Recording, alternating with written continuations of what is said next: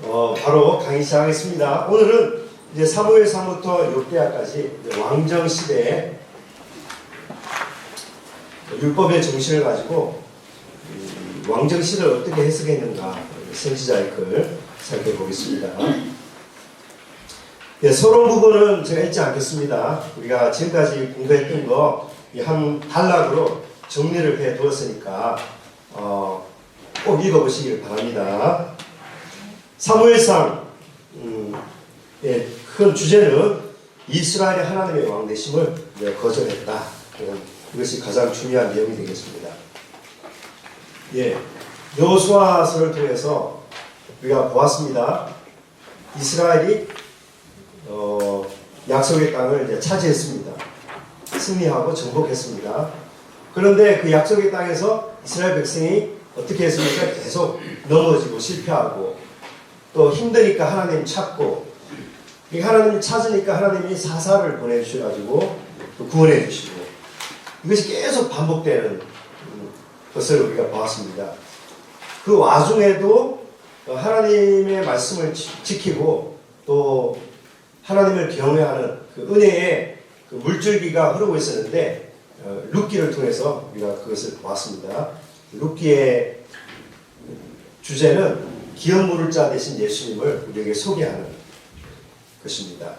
그래서 희년을 실천했던 이 보아스의 이 믿음의 결단, 그리고 하나님의 은혜의 날개를 바라보고 이방 여인이지만 이스라엘 땅으로 돌아와서 하나님의 품에 안겼던 이방 여인 룻의 그런 이야기. 이것은 비록 사사시대에 이스라엘 백성이 계속 불순종하고 넘어지고 깨어지고 또 기도해서 응답받고 이게 반복되는 그런 삶 가운데서도 하나님의 은혜의 물줄기는 계속 흐르고 있었다. 그 은혜의 물줄기가 다윗에 이르러서 이제 다윗 왕이 이어지고 그 이후에 계속 예수 그리스도의 족보까지 이어지는 그런 은혜의 물줄기가 있다. 자, 이제 그런 사사 시대 말기 사무엘 선지자는 사실 마지막 사사입니다. 최후의 사사고 그리고 첫 번째 선지자입니다. 이것을 꼭 기억하시길 바랍니다. 사무엘은 어떤 사람이냐? 이 사사 시대의 마지막 하나님이 세우신 사사였다. 그리고 하나님이 세우신 첫 번째 선지자였다. 그것입니다. 사사와 선지자의 차이점이 여기 있는 것입니다. 왕정 시대가 시작되면서 이제 선지자가 이제 나타나기 시작하는 것입니다. 그러니까 선지자의 존재는 왕정 시대 출현으로 말미암아 시작된 것이다. 그러니까 왕들의 존재와 선지자의 활약이 아주 밀접한 연관이 있다. 그것입니다. 자, 사무엘상 핵심은 이렇습니다. 하나님은 언약의 신실한 분이신데 하나님은 어떤 분이냐? 언약의 신실한 하나님의 백성들에게 복을 내리시고 언약에 신실하지 못한 하나님의 백성들은 낮추시고 연단하시고 징계하신다. 이것입니다. 비록 그들을 버리지 않지만 그러나 그들이 하나님의 언약에 신실하지 못할 때 하나님 그들을 낮추시고 징계하시고 벌하시고 하신다. 이것입니다. 심판은 버리는 것이지만은 징계는 버리지 않지만 함께 하시지만은 그러나 연단하시고 징벌하시는 하나님의 섭리를 가리키는 것입니다. 사무엘상은 크게 두 단락으로 나눌 수 있습니다. 1장부터 8장까지 마지막 사사이자 첫 번째 선지자의 사무엘에 대한 이야기의 핵심이고요. 두 번째 단락은 9장부터 15장까지 이스라엘의 요구를 따라서 세워진 첫 번째 왕 사울의 이야기입니다. 자, 사무엘 이야기와 사울 이야기가 이 사무엘상의 핵심이 되겠습니다. 자, 1장부터 8장까지 보시면 어떻게 시작됩니까? 사무엘이 어떻게 탄생하게 되었는가? 사무엘의 탄생 배경을 잘 보여주고 있습니다. 사무엘의 어머니는 누굽니까? 한나. 예. 그리고 사무엘의 어머니 한나가 사실은 누구의 그 남편이 누구시죠? 예, 한나의 남편 엘가나. 엘가나의 또 다른 부인이 있었죠. 예, 누굽니까? 브닌나. 예, 두 부인이 있었는데 예, 브닌나와 한나가 있었습니다. 그런데 브닌나는 아이가 있었고 한나는 무자식이었습니다. 그런데 엘가나는 브린나보다, 자녀가 있는 브린나보다 자녀가 없는 한나를 더 사랑했습니다. 이유는 모르겠습니다만 한나를 사랑했습니다. 그런데 남편의 그 사랑이 한나에게 위로가 안 되었습니다. 위로가 안 되었습니다. 왜 그럴까요? 남편이 그렇게 말을 합니다. 내 사랑이 10아들보다 더 낫지 아니하나, 이렇게 물었는데, 그렇게 한나를 위로하는데 그 남편의 지극한 그 사랑의 위로가 도저히 위로가 안 되었습니다. 이유가 뭘까요? 요즘 시대의 사람은 이해를 못하겠죠. 그러나 이 시대는 이게 자녀가 있다는 것, 자녀를 출산하는 것은, 이것은 이 메시아의 가문, 이 여자의 후손을 보내시겠다 하나님의 약속에 내가 동참하느냐, 그 하나님의 약속에 내가 쓰임 받느냐 아니냐의 문제이기 때문에 사실상 구원의 문제와 다를 바 없는 것입니다. 그래서 이것 때문에 남편의 사랑이 극진함에도 불구하고 한나는 남편의 위로를 받아들일 수 없었던 것입니다. 근데 보시면 하나님께서 왜 한나의 태를 막으셨을까 하는 것이죠. 하나님께서 한나의 태를 막으셨습니다. 자녀를 낳지 못하게 하셨습니다. 그 남편의 사랑이 도저히 위로가 되지 않을 정도로 그 지경까지 하나님께서 한나에게 그렇게 태의 문을 막으셨습니다. 이유가 있는데요. 한나의 마음을 준비시키려고 어떤 마음일까요? 진짜 심령이 강한 자가 되도록, 진짜 하나님의 은혜만 바라보도록, 하나님의 은혜 외에는 도저히 다른 위로가 되지 않는 그 상태가 되게 하기 위해서 하나님께서 그렇게 하신 거예요. 이런 일이 오늘날 우리 시대에도 이렇게 나타날 수 있습니다. 하나님만 바라볼 수밖에 없는 그런 가난한 심령의 상태를 만드시기 위해서 하나님이 강권적으로 어떤 사업의 문제나 경제 문제나 건강의 문제나 이렇게 하나님께서 우리를 낮추시는 방법, 지금도 동일하게 역사하시거든요. 하나님께서 그렇게 한나의 마음을 낮추시기 위해서, 하나님만 바라보는 그 마음 상태가 되도록 하기 위해서 태의 문을 막으신 것입니다. 그렇게 하실 때는 은혜 주시려고 하는 계획이기 때문에 그런 거거든요. 공연히 그냥 하신 것이 아니고 하나님이 분명히 한나에게 좋은 것을 주시려고 하는 계획이 있기 때문에 그렇게 역사하신 것입니다. 그래서 우리가 살아가면서 진짜 하나님만 바라볼 수밖에 없는 그런 상황으로 자꾸 우리를 몰아가신다는 느낌이 있다면 하나님을 찬양해야 됩니다. 놀라운 계획이 나를 위해 예비되어 있다는 것입니다. 자, 그런 하나님께서 그런 일을 하시는 것이 어떤 시대입니까? 사사시대입니다. 사사시대. 그 사사시대가 어떤 시대였는지 사사기 말기에 우리가 봤지 않습니까? 소돔과 고모라의 그 엄란한 상황과 같은 상황이 생기고 도저히 인간의 상식으로 이해하지 못할 종교적 타락, 성적 타락, 영적 타락이 전 약속의 땅을 가득 덮고 있었던 그런 시대였거든요. 그런 시대에 하나님이 하신 일이 뭐냐면 한 여인, 남편에게 사랑을 받는 한 여인의 태를 막으시는 일을 하시는 거예요. 자, 이렇게 하신 것은 하나님께서 사람을 일으키려고 하시는 건데요. 한 사람을 준비시키려고. 이 사무엘입니다. 이 사무엘을 준비시키기 위해서 그 한 여인, 그가 태어나기 전부터 그 여인의 그 삶 속에 하나님이 개입하셨다는 것인데요.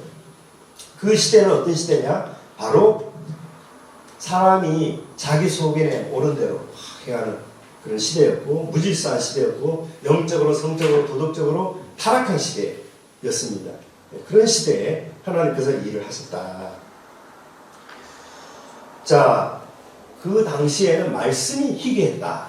그런 것으로 오늘 이 사무엘상 초반에는 나와 있는데요. 말씀이 희귀한 시대였습니다. 제사장은 있었지만은 그러나 하나님의 말씀이 희귀한 시대.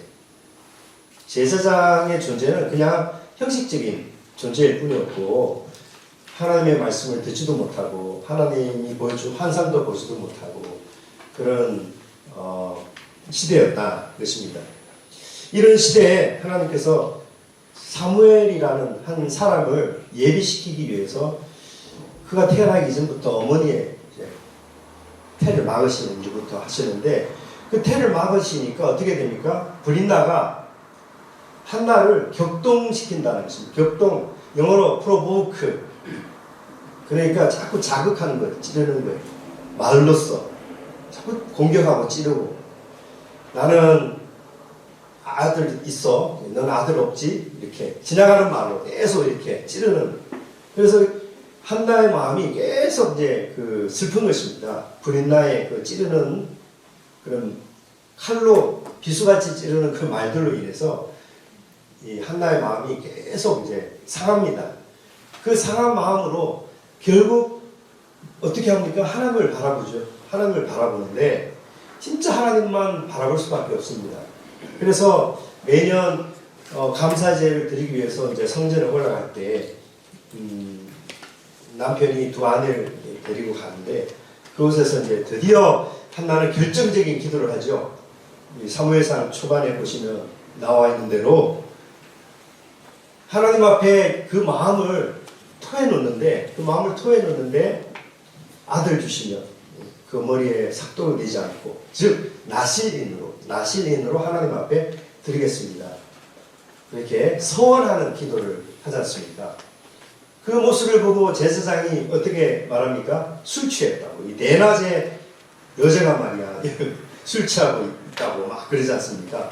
그러니까 진짜 그 내면에 하나님만 갈망하는 그것을 못 보고 그것만 보고 판단하는 제사장의 모습 역시 이 영역과 영감을 잃어버린 그런 종교 지도자의 한 모습입니다. 자, 한나가 이렇게 대답하죠. 제가 사실은 술 취한 것이 아닙니다. 내 마음에 원통함이 있어서 하나님 앞에 토해놓은 것 뿐입니다. 엘리가 뒤늦게 깨닫고 이제 축복하지 않습니까? 그렇게 서원 기도를 하고 집에 돌아갔습니다. 그런데 다시는 마음에 그런 슬픔 이런 게 없었다. 성경이 말하고 있습니다. 여러분 이게 중요합니다. 저는 이 한나의 기도를 decisive prayer, 결정적인 기도라고 저는 부르고 싶은데요. 이 결정적인 기도는 내 마음속에 있는 걸 다 하나님 앞에 내려놓고 토해놓고 다시는 그것을 붙들고 기도하지 않을 정도로 내게 있는 걸 다 하나님 앞에 올려놓는 것입니다. 그러니까 다 토해놓으면 다시는 하나님께 다 맡겼으니까 이제는 어떻게 되든지 전적으로 하나님의 처분에만 기다린다 것이거든요. 그러니까 심령이 가난한 자가 애통한 자가 되고 애통한 자가 온유한 자가 되는 것입니다. 그래서 계속 브린다가 이 아들도 못 낳는 여자 주제에 하면서 계속 격동시키는 말을 계속 합니다만 더 이상 그 브린나의 말이 이 한나에게는 더 이상 아픔이 되지 않았어요. 이미 하나님께 다 맡겨버렸어요. 이게 온유한 마음의 상태거든요. 이게 온유함입니다. 하나님께 다 맡겨버렸기 때문에. 오로지 하나님만 바라보는 그 초연함으로 이제 살아가는 거예요. 더 이상 마음에 슬프거나 뭐 그런 거 없어요. 이제 뭐 하나님께 다 맡겼으니까 알아서 하십시오. 이게 결정적인 기도입니다. 그런데요, 우리가 의지적으로 이 결정적인 기도를 하고 싶다고 하는 게 아니거든요. 사실은 하나님께서 그 마음을 예비시켜 주셔야 그런 기도를 올릴 수 있는 겁니다. 사실은 상황과 여러 가지 우리 마음의 준비를 내가 노력해서 마음의 준비를 하는 게 아니거든요. 하나님이 여러 가지를 통해서 우리 마음을 예배시켜 주시고 이 결정적인 기도를 할 때까지 하나님이 계속 작업을 해오신 거고 기다리신 겁니다. 네, 이게 중요한 것입니다. 그런 다음에 이 기도를 드린 다음에 비로소 하나님은 한나의 폐를 열어주신 것이죠. 그러니까 한나가 수없이 성전에 올라갈 때마다 남편과 함께 하나님 아들 주십시오 기도 안 했겠습니까? 수없이 기도했을 것입니다. 그런데 기도하고 다시 제 집에 와서 또 이렇게 또 슬프고 이게 반복되는데 이 결정된 기도를 한 이후에는 더 이상 이제 슬퍼하지 않는 그런 그 상태, 온유한 상태, 온유한 심령의 상태가 될 때 비로소 하나님이 응답의 역사하는 게 태문을 열어주시고 이제 사무엘 아들을 잉태하게 하십니다. 그래서 출산하는데 그 이름을 사무엘. 제가 중학교 다닐 때 저희 반에 사무엘이라는 친구가 있었어요. 목사님 아들인데. 그래서 야 요즘 그 시대에 사무엘이라는 이름을 참 신기하다 그랬는데 내가 그를 구하였다. 네, 그런 뜻으로 사무엘이라는 이름의 아들을 이제 낳게 되었습니다. 사무엘이 이제 다시는 머리카락을 자르지 않은 나신인으로 하나님 앞에 온전히 바쳤는데요. 그래서 젖을 뗀 후에 이제 제사장에게로 데려가서 이제 다 맡기고 이제 집에 들어왔죠. 하나님께서 태의 문을 열어주시니까 더 많은 자녀들을 이렇게 출산하게 하셨거든요. 자, 한 사람을 얻기 위해서 하나님이 이렇게 작업하신 거예요. 왜? 그 시대 속에, 그 사사시대라는 암울한 시대 속에 하나님이 한 사람을 세우기 위해서 이렇게 한 가정에 이 한 여인에게 이렇게 역사하신 것입니다. 놀랍습니다. 자, 그런데 사무엘이 이제 자라지 않습니까? 성전에서 이제 뭐 심부름꾼으로 막 자라는데 이 엘리의 두 아들 누굽니까? 홈리와 비나스라는 두 아들이 이 성전의 제사를 막 무시하고 고기도 자기 마음대로만 먹고 하나님께 바쳐야 되는데 자기 마음대로 먹고 성전에서 수종드는 그 여인들과 이제 동침하고 이 소문이 이제 안 좋은 소문이 이제 이스라엘 전역에 퍼지는데도 그 아버지 엘리는 어떻게 합니까? 아들들아 들리는 소문이 좀 안 좋다 이렇게 다리 몽둥이를 분질러야죠. 그런데 그냥 뭐 너무 오고 이렇게 하는 거예요. 자, 이게 이제 심각합니다. 이게 점점 하나님의 징벌, 하나님의 심판이 얼마나 이제 큰 심판이 다가올지를 이제 보여주는 건데요. 대조적으로 이제 사무엘은 계속 이제 자라고 있습니다. 예. 그래서 어느 날 자는 중에 하나님이 사무엘을 부르십니다. 사무엘아, 사무엘아. 근데 제사장 엘리가 자기를 부르는 줄 알고 벌떡 일어나서 이제 가서 저 부르셨습니까? 아니다. 가서 자라. 또 하나님이 사무엘아, 사무엘아 부르십니다. 또 벌떡 일어나서 제사장님 저를 부르셨습니다. 이게 3번이나 그렇게 했는데도 엘리는 깨닫지 못하는 거예요. 나 안 불렀다. 가서 자.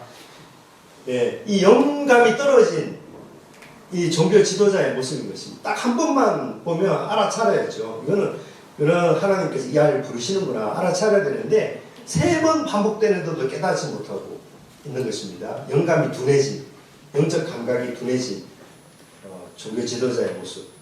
4번째 이르러서야 비로소 깨닫는 거죠. 아, 하나님이 부르셨구나. 그래서 종이 여기 있습니다라고 대답하고 하나님 말씀 들으라. 이제 드디어 하나님께서 사무엘을 선지자로 부르시는, 그러니까 소명의 사건이 지금 발생하는 것입니다. 하나님을 인격적으로 만나는 것이죠. 체험적으로 만나는 것이고, 제사장으로부터 들었던 하나님, 어머니로부터 들었던 그 하나님이 이제는 내 하나님이 되는 그 사건인 것입니다.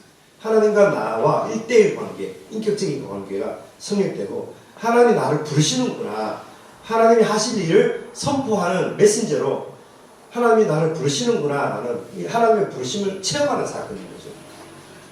그래서 이제 이때부터 이제 어린 사무엘이 아니라 이제는 선지자, young prophet, 젊은 선지자로서의 사무엘로서 이제 역사에 등장하는 순간입니다.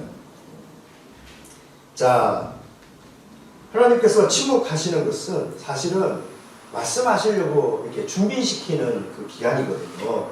근데 우리가 신앙생활 하면서 기도해도 하나님이 말씀하지 않는 것 같고, 응답하지 않으시는 것 같고, 침묵하시는 것 같고, 내가 이렇게 힘든데 나를 지켜보시는 것 같고, 사실은 하나님이 준비하시는 그 기간이거든요. 우리 인내를 배울 필요가 있습니다. 하나님의 때를 기다릴 필요가 있는데요. 자, 하나님께서 드디어 사무엘을 통해서 말씀하시려고 오래전부터 준비를 하셨는데 다른 사람들에게는 하나님의 말씀이 희귀한 것처럼 이렇게 보인 것입니다. 자, 그래서 이제 하나님께서 드디어 엘리 제사장 가문을 치시는데 블레셋과의 전투에서 이제 패배해서 어떻게 패배합니까? 이제 이스라엘 백성이 언약궤가 우리 군대와 함께 있으면 우리 이길 것이다 했는데 어떻게 됩니까? 패배하고 언약궤도 빼앗기지 않습니까? 그러니까 언약궤에만 의존하는 이게 이 종교적인 상황으로 이제 떨어진 신자들의 특징입니다. 하나님을 잃어버리고 하나님을 놓쳐버린 사람은 이제 어떤 상징에 자꾸 의지해요. 상징, 어떤 심볼이지 않습니까? 그것에 자꾸 의지하는 경향이 있단 말입니다. 이건 하나님을 잃어버린 그 세대의 특징입니다. 그래서 결국 그들이 그렇게 자랑했던 언약궤가 이제 빼앗기게 되고 엘리와 두 아들 홈리 비나스는 이제 죽게 됩니다. 언약궤가 뺏긴 후에 이스라엘 민족이 얼마나 허전했겠습니까? 그 허전한 그들에게 이제 드디어 사무엘 선지자가 이제 등장해서 이제 미스바에 모이라. 미스바에 이스라엘 백성을 모으고 하나님을 찾고 회개하는 회개 운동을 일으키죠. 미스바에서 대붕 운동을 일으킵니다. 그런데 이스라엘 백성이 어떤 큰 요구를 하는데 그게 뭐냐면 이제 사무엘 선지자가 이제 세월이 흘러서 나이가 들어서 늙었습니다. 그리고 사무엘의 아들들도 뇌물을 받는 그런 것도 있고 하니까 이게 이스라엘 백성이 우리도 저 이방 나라들처럼 그런 힘 있는 왕이 필요하겠습니다. 왕을 달라. 지금까지 이스라엘을 위해서 기도하고 싸워온 마지막 사사였던 이 사무엘의 심기가 이제 괴로운 것입니다. 나 이렇게까지 이스라엘 백성을 위해서 내가 헌신하고 이들을 위해서 내가 기도하고 중보하고 이렇게 했는데 이제는 늙었다고 이렇게 하면서 왕을 세워달라고 하는 거예요. 기분 나쁜 것입니다. 인간적으로 하나님이 괜찮다고 너를 버린 것이 아니고 나를 버린 거라고 하시면서 그들의 요구를 들어주라고 그들이 원하는 대로의 그런 왕을 이제 세우게 하라고. 그래서 그들의 요구 따라서 이제 세운 왕이 사울이지 않습니까? 사울이 키가 얼마나 큰지 2m가 넘어요. 신장이 그리고 잘생기고. 그러니까 그런 사람이 갑옷을 입고 앞에서 전투를 지휘하면 얼마나 이스라엘 백성 든든하겠습니까? 사울이 이제 그래서 첫 번째 왕이 되는데요. 하나님의 뜻대로 주신 왕이 아니라 사실은 이스라엘의 요구대로 하나님께서 마지못해서 허락해 주신 왕인 겁니다. 그러니까 우리가 기도한 대로 다 응답해 주시는 거 다 축복이 아닙니다. 때로는 우리 기도하는 거 거절하시는 것도 하나님의 큰 은혜일 수 있습니다. 이스라엘 백성이 요구한 대로 너희가 원하는 왕이 이런 모습이지 하고 이제 짠 하고 사울을 이제 보여주실 때 이스라엘 백성이 환호를 하죠. 사무엘 선지자는 씁쓸한 모습으로 이제 뒤로 물러서고. 그렇지만 사실은 하나님을 이제 슬프시게 하는 하나님 마음을 아프게 하는 그런 모습이었던 것입니다.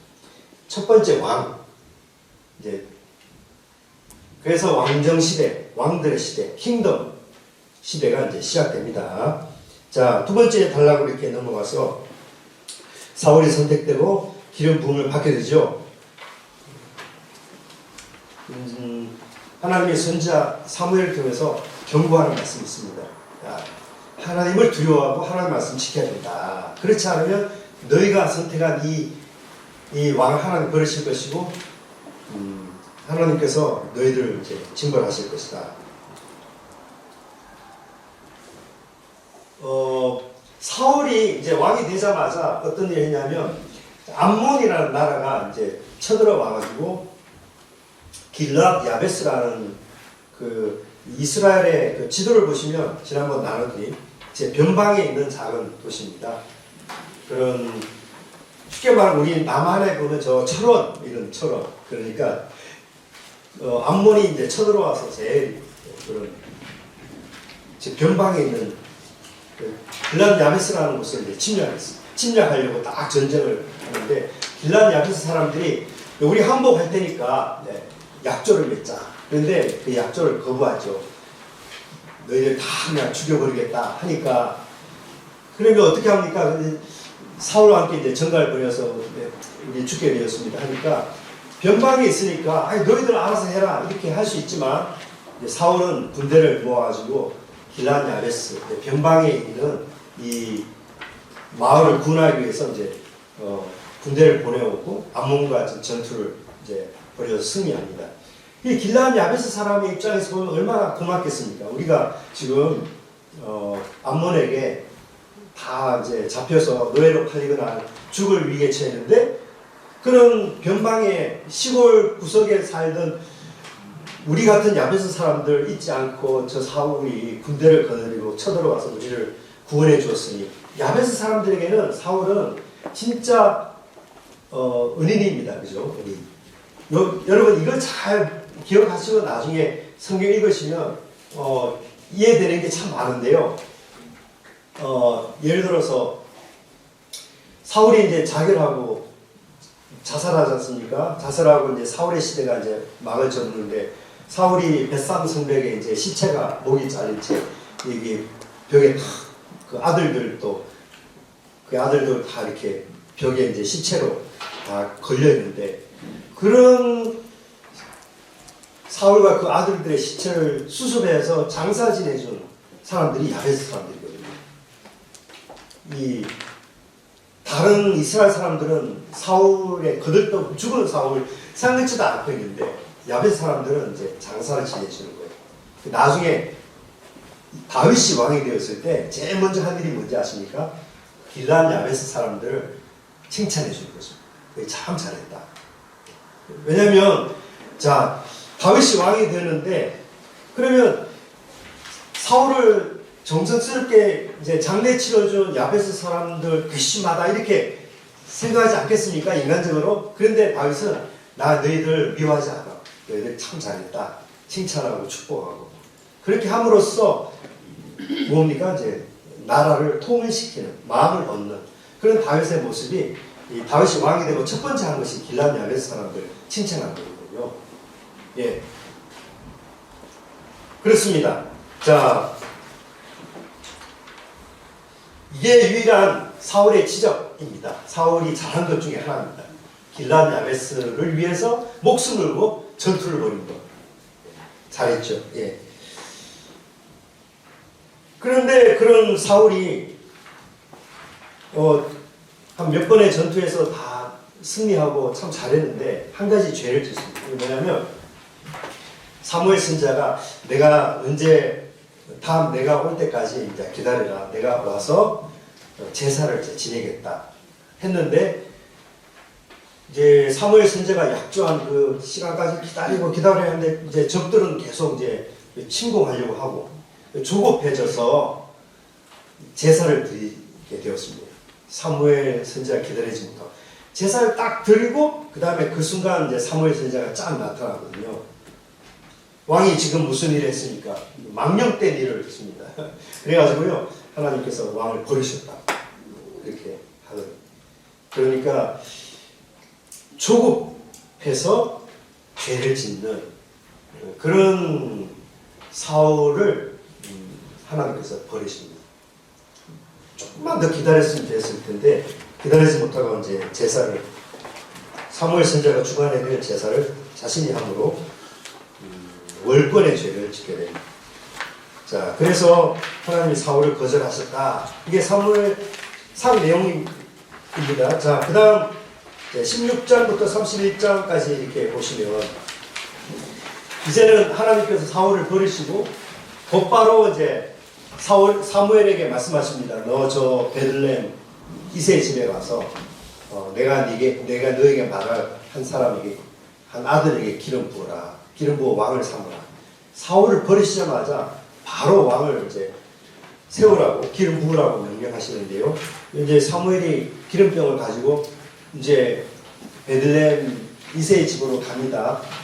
가는데 이새를 만나서 이제 하나님께 제사 드리러 왔다고 하면서 이제 아들들 다 불러 모으라고 하는데 아들 이제 첫째 아들부터 둘째 아들, 셋째 아들 이런 식으로 사무엘 선지자 앞을 다 지나가게 합니다.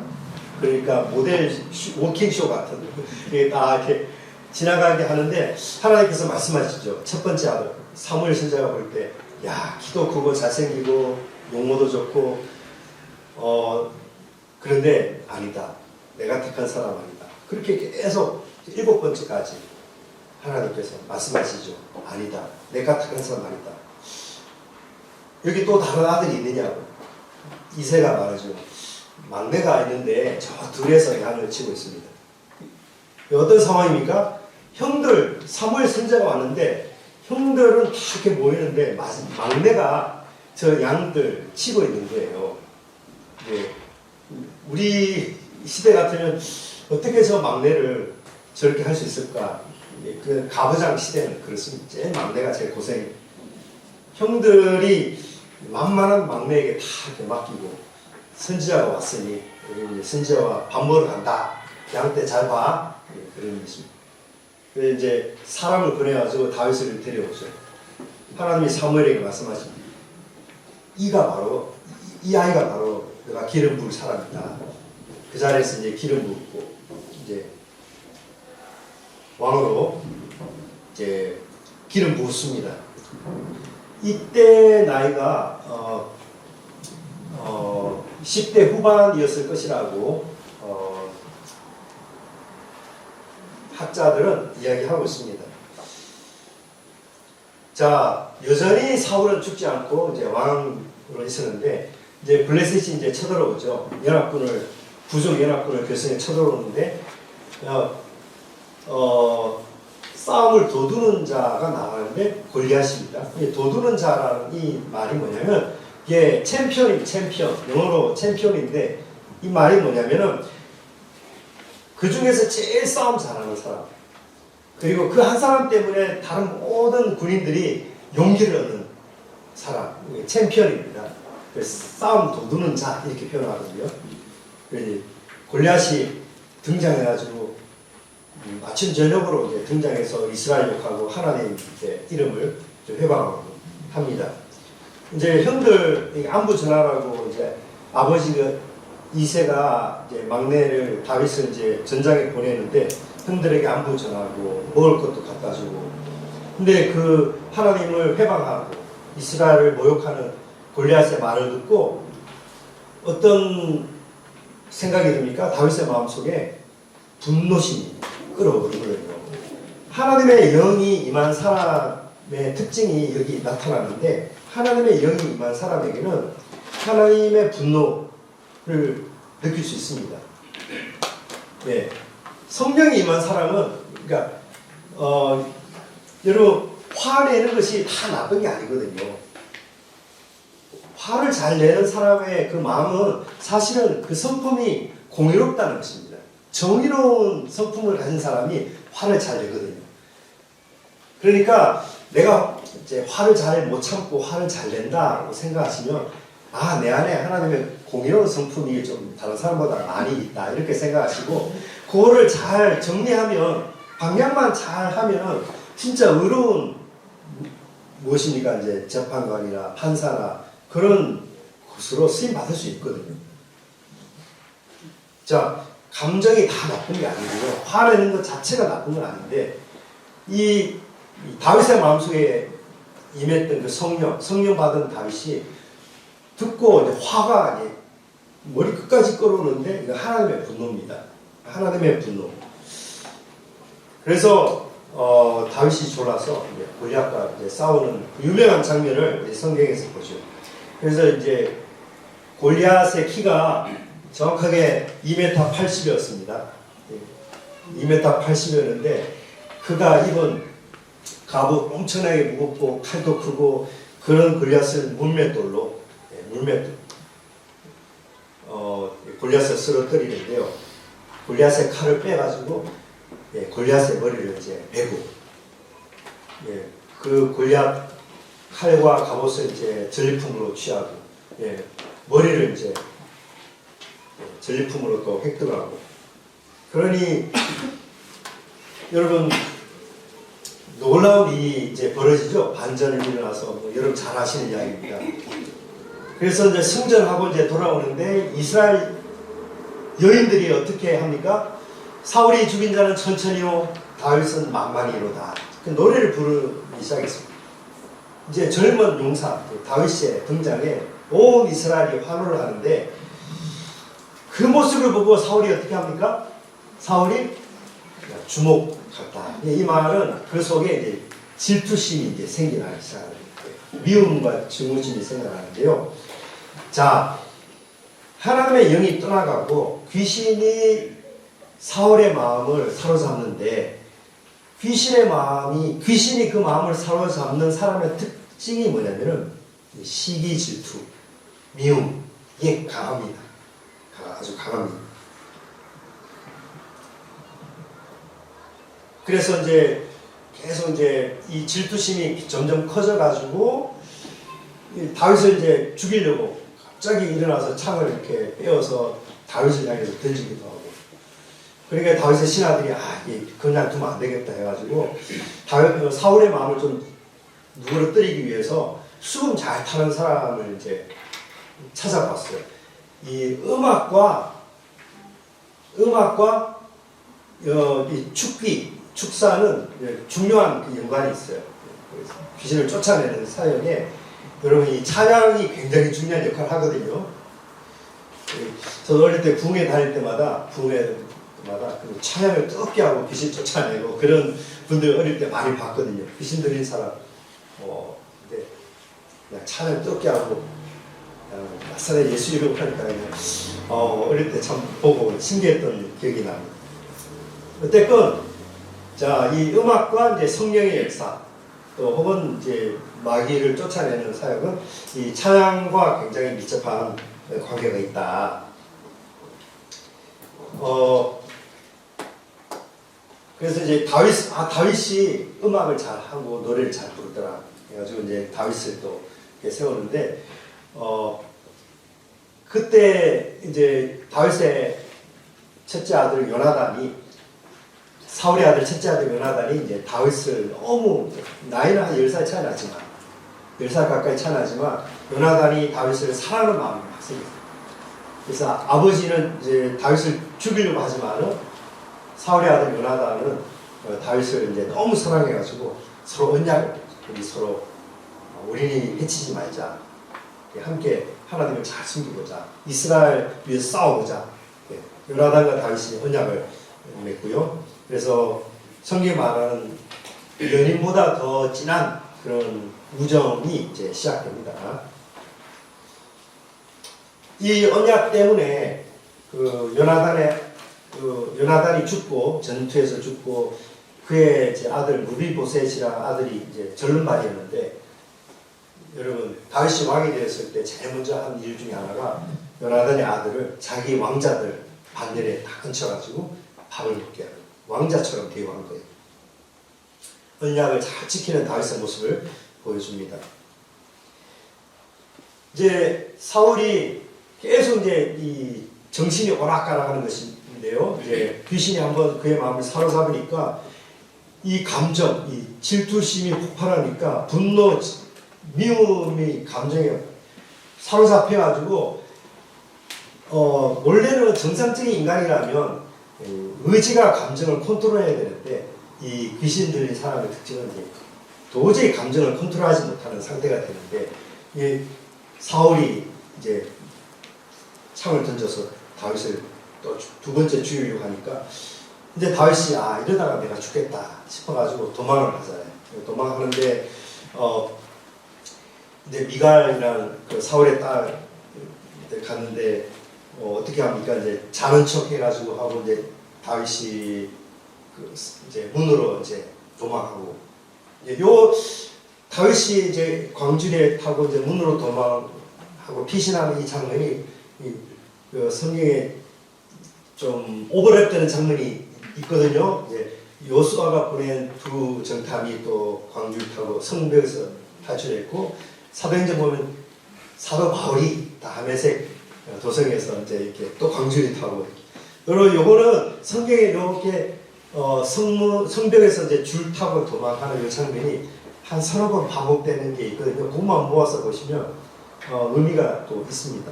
어쨌건 드디어 이제 다윗은 피신의 길로 이제 들어가게 됩니다. 자, 그러나 그런 다윗을 이제 사울이 계속 추격을 하게 되는데요. 제일 먼저 급하게 도망하느라 이제 다윗이 아무것도 챙기지 못했는데 그 당시 제사장 아히멜렉에게 가서 배고픕니다 하니까 제일 먼저 준 떡이 뭡니까? 제사장만 먹을 수 있는 진설병, 성소 안에 있는 그 떡을 이제 준 거거든요. 다윗과 그와 함께하는 소년들에게, 청년들에게 그 떡을 주었거든요. 예.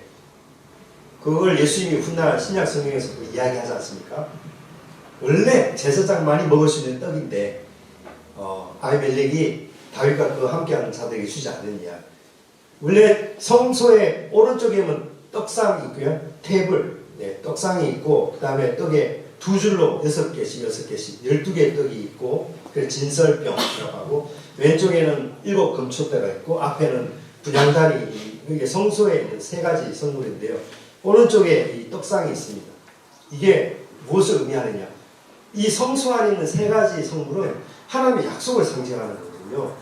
하나님께서 이스라엘을 먹이시겠다는 그 약속이 이 떡상에 담겨 있고 이 금초대는 하나님께서 이스라엘 백성을 이제 인도하시겠다. 가르쳐 주시고 깨닫게 하시고 조명하시면 하나님 인도하실 것에 대한 약속이 있고 분향단은 이스라엘의 기도를 하나님이 받으시겠다라는 그 약속이 분향단이 있거든요. 그 하나님께서 이스라엘 백성에 주신 약속이 이 성소 안에 이렇게 성물의 형태로 이렇게 있는데 그러니까 원래 떡의 존재는 진설병의 존재는 원래 이스라엘 백성을 먹이시겠다는 하나님의 마음을 하나님의 약속을 담은 것이니까 지금 굶주려 있는 다윗과 그 일행들에게 떡을 주는 것은 하나님의 마음에 일치하다 이렇게 판단해서 아히멜렉이 그 떡을 먹으라고 한 거예요. 근데 사실은 제사장만 먹을 수 있는 떡인데 그러나 하나님의 마음이 사실은 다윗에게 주어도 무방하다고 이제 재성에 판단하는데 근데 그것 때문에 훗날 어떻게 합니까? 이제 사울이 괘씸하다 해가지고 이 제사장 그냥 학살하지 않습니다. 죄는 계속 죄를 만들어냅니다. 자, 이렇게 계속 도망하고 그러는 중에 얼마든지 사울을 죽일 수 있는 기회가 있었지만 2번씩이나 사울을 죽이지 않고 살려주는 다윗의 모습. 왜 그랬을까요? 다윗은 하나님의 때를 철저하게 기다린 것입니다. 하나님의 때에 하나님께서 사울을 데려가실 거고 하나님의 때에 나를 왕으로 다시 세울 것이다. 철저하게 하나님의 때를 기다리는 것이고 인간적인 방법을 동원해서 그것을 앞당기려고 하지 않았다는 것입니다. 아브라함이 하나님께서 약속을 주셨는데 너 몸에서 날 그 아들 약속을 주셨는데 그걸 인간적으로 앞당겨 보려고 그 사례의 말을 듣고 하갈을 통해서 이스마엘을 낳았지 않습니까?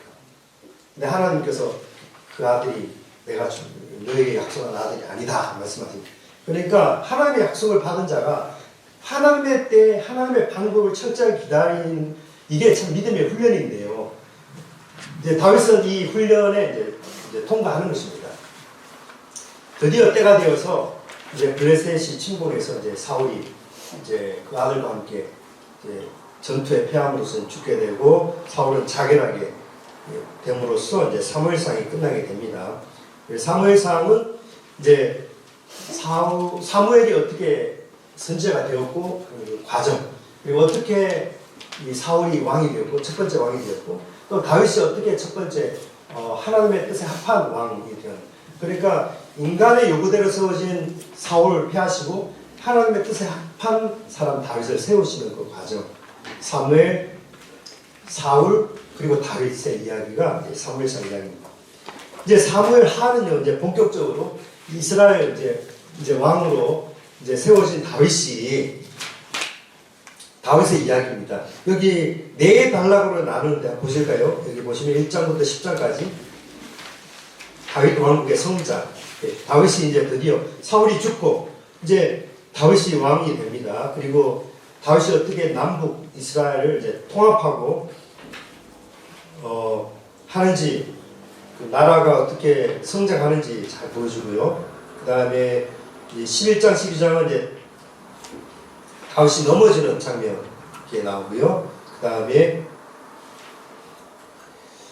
13장, 20장까지는 이제 다윗이 겪는 재앙, 이제 형제들이, 다윗이 낳은 아들들이 서로 싸우고, 암논이 뭐 다말 이렇게 범하고, 또 그것 때문에 화가 난 그 다말의 이제 오빠 압살롬이 또 암논을 또 죽이고 살해하고, 그 때문에 3년 동안 그 아버지와 이 압살롬이 또 소원의 관계를 가지고 뭐 그러다가 결국 압살롬이 쿠데타를 모의하고 뭐 이런 것들 통해서 또 다윗이 또 도망가고 이런 장면들, 예, 다윗의 재난. 그리고 네 번째 단락이 이제 21장부터 24장까지 다윗의 성숙. 다윗이 나라를 이제 성숙한 모습으로 이끌어가는 모습이 이제 여기 나오는데, 이제 보시면 자, 첫 번째 단락과 네 번째 단락께 선을 한번 연결해 보시고요. 성장과 성숙이요. 그다음에 두 번째 단락과 세 번째 단락 선으로 한번 연결해 보시고, 이렇게 연결되는 것입니다. 양파 구조 우리가 배웠죠. 네. 구조적 해석. 자, 이렇게 사무엘하는 다윗을 중심으로 다윗이 왕국이 어떻게 성장했고 또 어떻게 성숙해가고 또 다윗이 그 가운데 어떻게 넘어졌고 또 그 넘어짐 때문에 어떤 재난을 또 겪고 되었는지, 다윗이라도 하나님의 마음에 합한 사로 세워진 다윗 왕이라 할지라도 그런 죄를 지었을 때 하나님이 그를 얼마나 혹독하게 낮추시고 연단하시고 한 것인지 우리가 잘 보면 하나님이 얼마나 거룩한 분인지를 잘 보여주는 것입니다. 네, 여기서 가장 중요한 것은 단연 다윗 언약입니다. 다비딕 카버넌트, 하나님이 다윗과 맺으신 언약인데요. 다윗이 이제 왕이 되어서 이제 나라가 어느 정도 안정되고 그랬을 때 다윗의 마음속에 소원이 생겼습니다. 나는 왕궁에 있는데 하나님 언약궤는 이제 텐트에 계속 있는 그 모습이 계속 마음에 들었어요. 그래가지고 성전을 좀 건축하면 좋겠다 그런 소원이 생기는데 하나님이 그 마음 아시고 선지자를 보내셔가지고 어떻게 말씀하십니까? 너는 피를 많이 흘린 군인이라 이제 성전을 건축하기 합당하지 않다. 너 몸에서 난 아들이 성전을 건축할 거다. 이렇게 하시면서 다윗에게 약속을 주십니다. 너의 왕국이 너의 몸에서 난 아들이 계속 왕위를 이어가게 할 것이고 너의 왕국은 견고한 나라가 될 것이다. 그래서 하나님이 너 몸에서 난 아들이 나를 위해 치우실 거다. 이렇게 약속의 말씀 주시는데 이게 다윗 언약입니다. 그러니까 여러분 성경은 언약사거든요. History of Covenant. 그러니까 계속 언약이 갱신되는 거예요. 갱신. 모세 언약이 아브라함 언약이 모세 언약을 통해서 갱신되고 모세 언약이 시내산에서 맺어진 모세 언약이 아브라함 통해서 이렇게 리뉴되는 것입니다. 갱신. 비자가 만료되면 갱신하듯이 언약이 계속 갱신되는데요. 이렇게 갱신되고 해서 마지막 최종적인 언약으로 새 언약이라고 예레미야 31장에 말하는 새 언약은 최종적인 언약, 그런 의미의 새 언약입니다. 그러니까 더 이상 다른 언약이 필요 없는 최종적인 의미로서의 언약 이제 있을 거라고 예레미야 선지자가 예언했는데, 그래서 새 언약에 따라 예수님이 오신 거거든요. 언약이 계속 이게 우리가 왜 중요하냐면 이 언약이 계속 갱신되는데 오늘날 많은 그리스도인들이 특정 구약의 예를 들어 율법, 그러니까 모세 언약 거기에 딱 갇혀버려 가지고 우리가 그 모세 언약을 통해서 다른 우리가 율법을 지켜야 돼, 어떤 음식 먹으면 안 돼, 먹어야 돼, 이렇게 하는 거는 지금 계속 갱신된 그 언약을 거부하는 효과가 있는 거예요.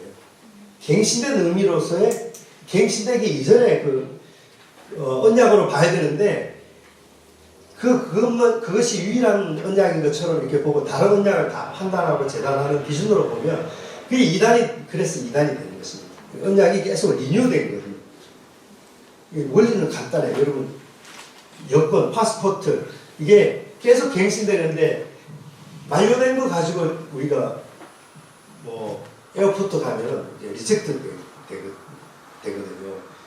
신앙생활도 그렇습니다. 우리가 새 언약 시대를 가지고 살아가는데 그러면 우리가 왜 구약을 봐야 되냐? 이게 갱신되어 왔기 때문에 과거에 갱신되기 이전에 그걸 우리가 보면 지금 우리가 살고 있는 이 새 언약에 어떤 의미가 있는지 우리가 그 새 언약의 의미가 더 풍성해지거든요.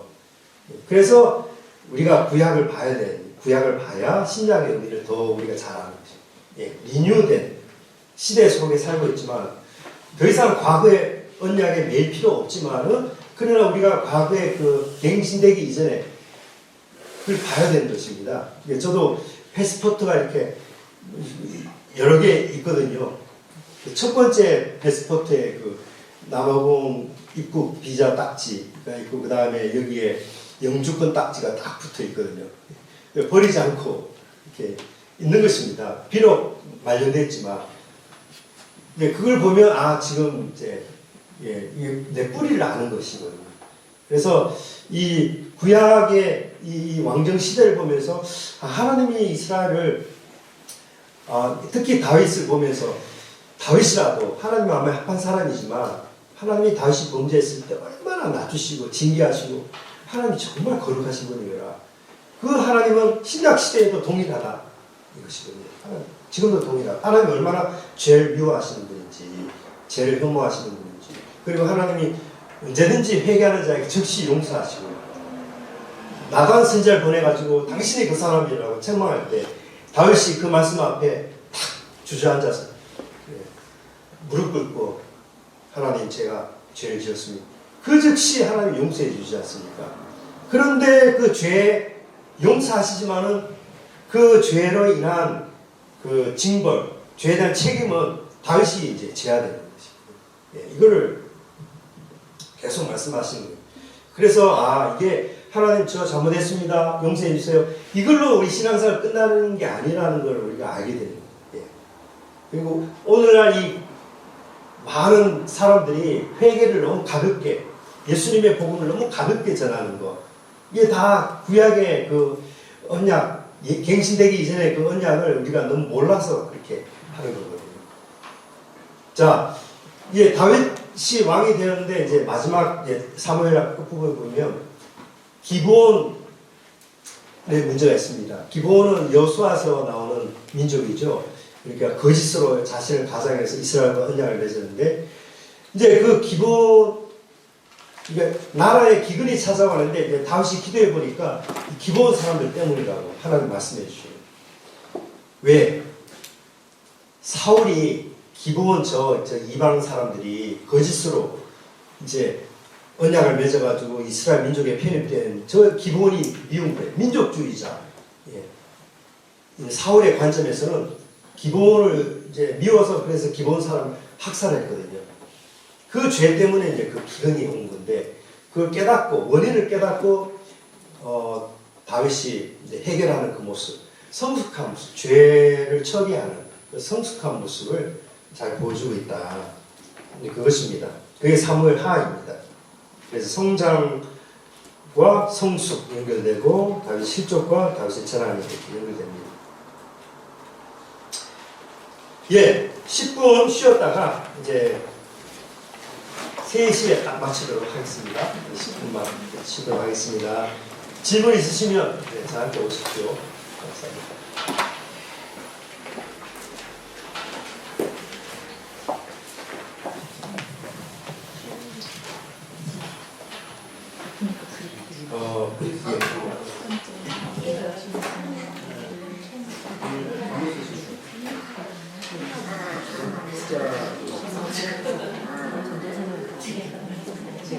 하루 작성해서 뭐한번 찍어서 보내드리던가.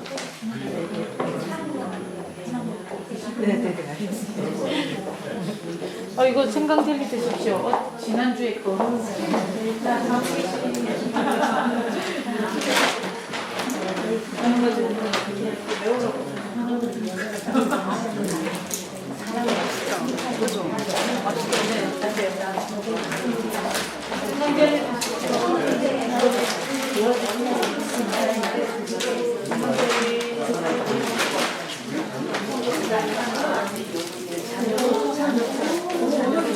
단초래요?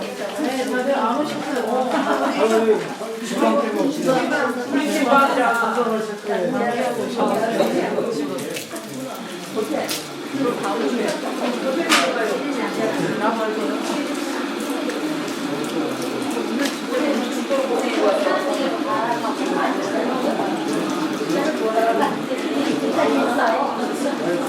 아직도 안 끝났는데 왔어. 아직도 안 끝났어? 사람 많이 사람 많이 저기 하러 나가가지고 저기 할 때도 저기 한다고 가나요? 우리 이제 주방을 이제 맞춰가지고 그래서 그냥 맞게 하고 갔죠.